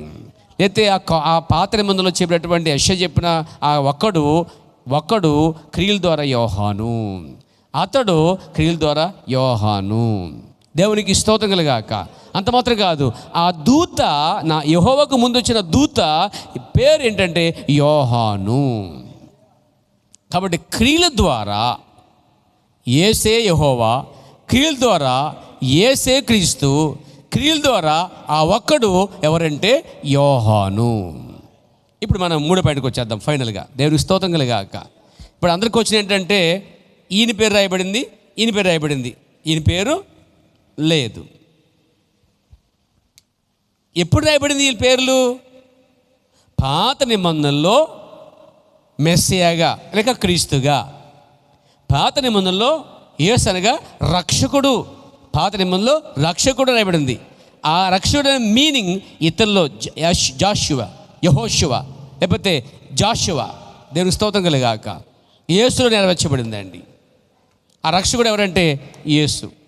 ఆ క్రీస్తు మెస్సీ ఎవరంటే యేసు. ఆ గుడ్డివాని కొంత తెలిసింది ఎవరంటే యేసు. అవన్నీ అయిపోయిన తర్వాత రాయబడింది యేసు అని. ఆ ఒక్కడు, ఆ దూత ఆ కొత్త నిబంధనలో యోహాను డిక్లరేషన్ అయిన తర్వాత యోహాను పేరు రాయబడింది. బైబిల్ అంతా పూర్తి రాయబడిన తర్వాత పరిశుద్ధాత్మ రంగం మీదకి వచ్చింది. ఇప్పుడు పరిశుద్ధాత్మ ఇక్కడ ఎలాగైతే బయలుపరిచి రాసిందో, ఇప్పుడు పాత నిబంధనలో ఇతని కోసము, కొత్త నిబంధనలు ఇతని కోసం ఉన్న కార్యాలు ఇప్పుడు రాయటానికి బైబిల్ పూర్తి చేయబడింది. కానీ పరిశుద్ధాత్మ ద్వారా కొంతమందికి అది మాత్రం రాయబడిన బైబిల్లో అది కనిపిస్తుంది. వీళ్ళందరూ రాయబడిన దాంట్లో బయలుపరచబడ్డారు, కానీ ఆయన రాయబడిన బైబిల్లో బయలుపరచబడుతున్నాడండి. ప్రభు నామమున మహిమ కలుగునుగాక, స్తుతి కలుగునుగాక. అందుకే ప్రజలు యాక్సెప్ట్ చేయడానికి చాలా అరుదుగా అనిపిస్తుంది, కానీ వధువు మాత్రం కరువు అనిపిస్తుంది అండి. దేవునికి స్తోత్రం కలుగాక, దేవునికి మహిమ కలుగునుగాక. ఇక్కడ మనం చూసినట్లయితే ఎన్నో సాక్ష్యాలు ఉన్నాయి మనకి. ఇంకొక ఉదాహరణ చెప్తాను. Praise the lord. కొత్త నిబంధనలో 2 ప్రవక్తలు రాయబడిందండి. 2 ప్రవక్తలు. ఇతని కొంచెం చెప్పే ముందు చిన్న ఉదాహరణ తీసుకుంటున్నాను. ప్రకటన గ్రంథము, అక్కడ 2 ప్రవక్తలు, ఒకడు వర్షాన్ని ఆపుతాడు, ఒకడేమో రక్తాన్ని నీళ్ళుగా మారుస్తాడు. ప్రకటన గ్రంథంలో మనం చూస్తున్నాం. ప్రభువు నామమున మహిమ కలుగుగాక. అది 11వ అధ్యాయము. ప్రకటన గ్రంథం 11వ అధ్యాయంలో కనిపిస్తుంది. 11వ అధ్యాయంలో ఈ కార్యాలన్నీ ఒకరోజు భూమి మీద జరగబోతున్నాయి. ఇందాక పాత నిబంధనలో ఉన్న కార్యాలు కొత్త నిబంధనలో జరిగాయి, పేర్లు చూస్తాం. ఇప్పుడు కొత్త నిబంధనలో ఉన్న కార్యాలు చూస్తున్నాం. ఉదాహరణకి ఫర్ ఎగ్జాంపుల్ ఇక్కడ 11వ అధ్యాయంలో 2 ప్రవక్తలు అని రాయబడింది. ఆమేన్. 2 సాక్షులు అని కూడా రాయబడింది. 3వ వచనం ప్రకారంగా 2 సాక్షులు, 10వ వచనం ప్రకారముగా ఏమండి 2 ప్రవక్తలు. 11:3 ప్రకారంగా 2 సాక్షులు, 11:10 ప్రకారంగా 2 ప్రవక్తలు అనే విషయం చాలా స్పష్టంగా రాయబడింది. ఈ 2 ప్రవక్తలను డిక్లరేషన్ అయిపోయింది, 2 సాక్షులను కూడా డిక్లరేషన్ అయిపోయింది. మనం చూడట్లేదు, ఇక ఎక్స్ప్రెషన్ అక్కర్లేదు ఇక్కడ. కానీ వీళ్ళిద్దరు ఏం చేస్తారు కూడా రాయబడింది ఇక్కడ. 2 ప్రవక్తలు ఇంకా 2 సాక్షులు ఏం చేస్తారు అనేది క్రియలు రాబడ్డాయి. ఏం చేస్తారు వాళ్ళు? ఇష్టమైనప్పుడల్లా వర్షం రాకుండా ఆపుతారు, ఇష్టమైనప్పుడల్లా నీళ్ళు రక్తముగా మారుస్తారు. ఇప్పుడు వీళ్ళ పేరు మోషే అని రాయబడిందా? వీళ్ళ పేరు ఏలియా అని రాయబడిందా? క్రియల ద్వారా వీళ్ళెవరు? రాబోయే దినాల్లో ఆమేన్ ఒక రోజు ఏదో ఒక రోజున ప్రపంచంలో ఈ కార్యాలన్నీ కూడా టీవీ ద్వారా, న్యూస్ ద్వారా, అన్ని ఛానళ్ళలో, అన్ని కార్యక్రమాలు జరుగుతాయండి. ప్రభునామమున మహిమ కలుగుగాక.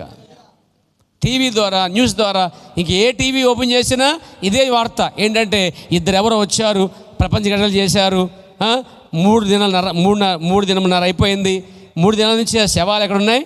రోడ్డు మీద ఉన్నాయి, భయంకర కంపు వచ్చేస్తుంది, సమాధి చేద్దామని చేయనివ్వట్లేదు వాళ్ళు అనే వార్త ప్రపంచమంతా రాబోతుంది. కానీ నేను ఇక్కడ అయితే ఉండనండి. ఆ టైంలో నా విశ్వాసం ఇక్కడ ఉన్నాను, నేను పైనుంచే చూస్తాను. ఆ నమ్మకం మీకుంటే మీరు అనుకోండి. దేవునికి స్తోత్రం కలుగాక. ఎత్తబాటు జరిగితే ఆ రోజు నేను ఎత్తబాటు చనిపోయారా? మీరు అలాగే అనుకోండి. దేవునికి స్తోత్రం కలుగాక. మిగిలిన వారందరూ ఆ న్యూస్ చూస్తారండి. అప్పుడు గుర్తిస్తున్న ప్రపంచం, ఇదిగో వీళ్ళ కోసము ఇదివరకే బైబిల్లో రాయబడింది, అది మోషే చేసినట్టుగా, ఇదిగో వీళ్ళు ఒకడు మోషే, ఇదివరకే వర్షం రాకుండా ఆపిన వాడు బైబిల్లో ఏలియా, ఇదిగో 2వ వ్యక్తి ఏలియా అని ప్రపంచంలో కొద్ది మంది గుర్తించగలుగుతారు. అది కూడా 1,44,000 మంది గుర్తించగలుగుతారు. అది గుర్తించడానికి సంఖ్య రాయబడిందండి, కానీ ఇది గుర్తించడానికి మాత్రం సంఖ్య రాయబడలేదండి. ప్రభునామమున మహిమ కలుగుగాక. ప్రపంచం యావత్తు గందరగోళం ఉన్నప్పుడు, సంఘం పైన ఉన్నప్పుడు, ఇశ్రాయేల్ అందరికీ వార్త ఉన్నప్పుడు, ఇశ్రాయేల్ అందరూ ఎంతోమంది ఉంటారు, కానీ ఇశ్రాయేల్ అందరిలోంచి 1,44,000 మాత్రమే అతడు ఏలియా. అతడు ఎవరు? మోషే అని క్రియల ద్వారా గుర్తిస్తారండి. ఈరోజు నువ్వు ఎలాగైతే యోహాను గుర్తించావో, యేసుని గుర్తించావో, మెస్సియాని గుర్తించావో, ఇంకా విలియమ్ని గుర్తించావో, అలాగనే వాళ్ళ పేరు రాయబడలే.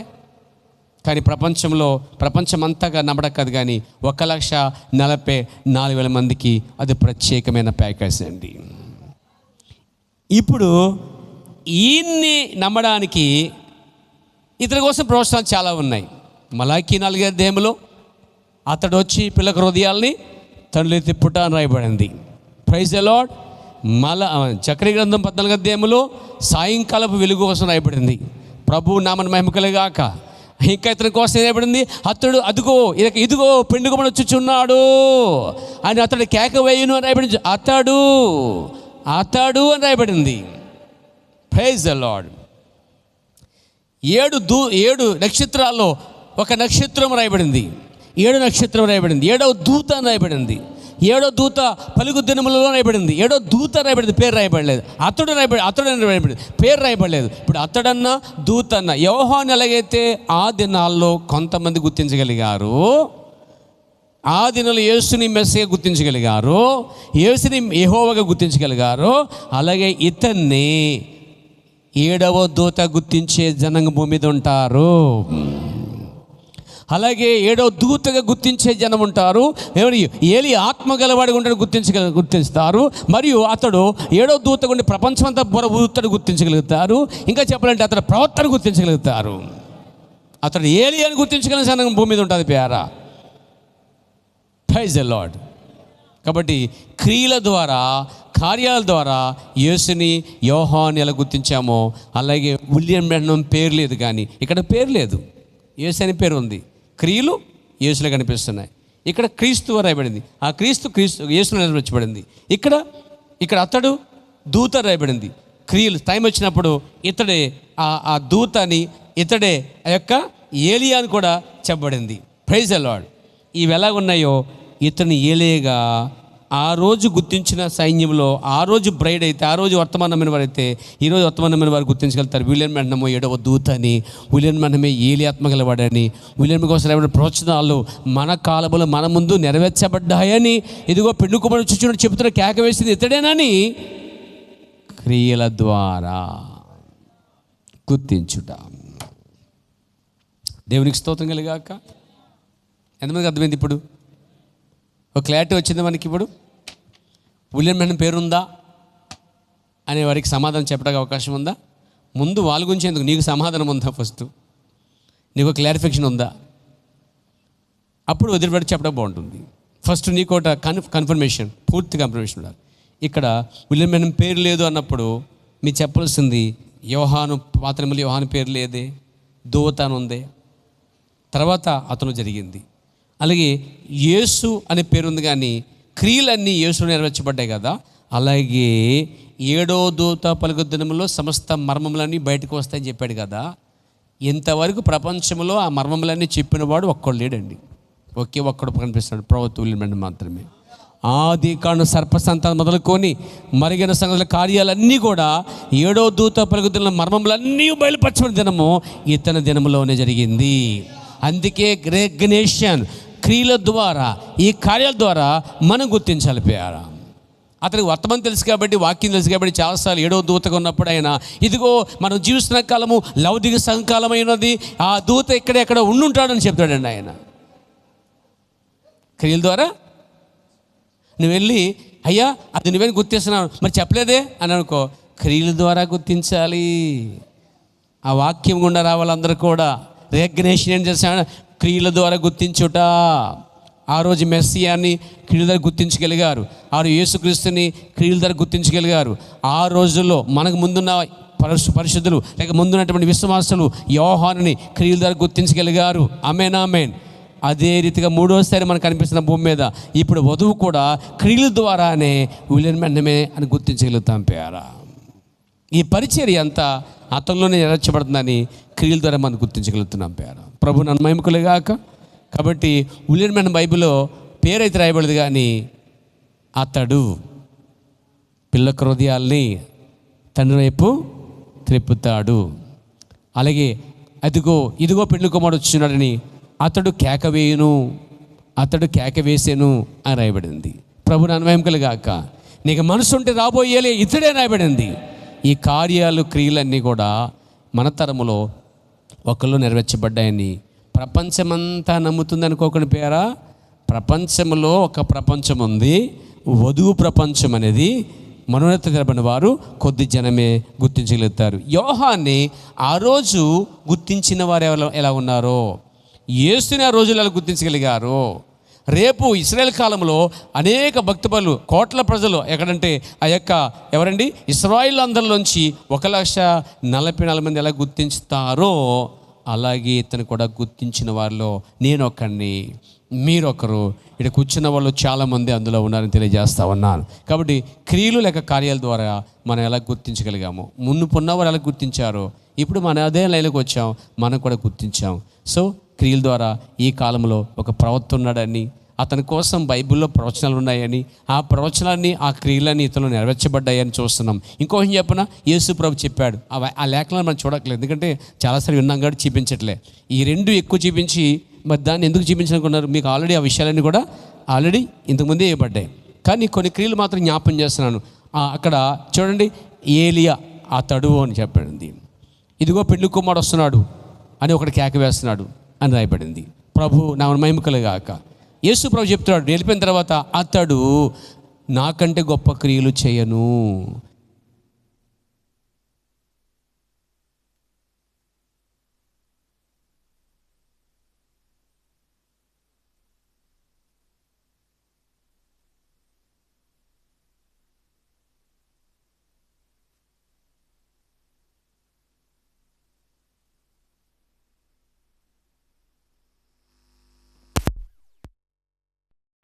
సంపూర్ణ ప్రత్యక్షత, సంపూర్ణ బయలుపాటు, దీన్ని ఫుల్ గాస్పుల్ అంటారండి. సంపూర్ణ సువార్త అన్నమాట. ముందు ఆ సంఘానికి సంపూర్ణంగా బయలుపరచబడింది. రెకగ్నిషన్, గుర్తించుట, క్రియల ద్వారా గుర్తించుట. ఈ క్రియల ద్వారా మునుపున్నవారు ఎలా గుర్తించారో ఈ రోజు కూడా మనం కూడా అలాగే గుర్తిస్తున్నామని దేవుడు స్తుతిస్తూ, అట్టి గుర్తించిన వాళ్ళు కోట్ల ప్రజల్లో నన్ను జ్ఞాపం చేసుకున్నందుకు దేవునికి స్తుతులు నడిపిద్దామట.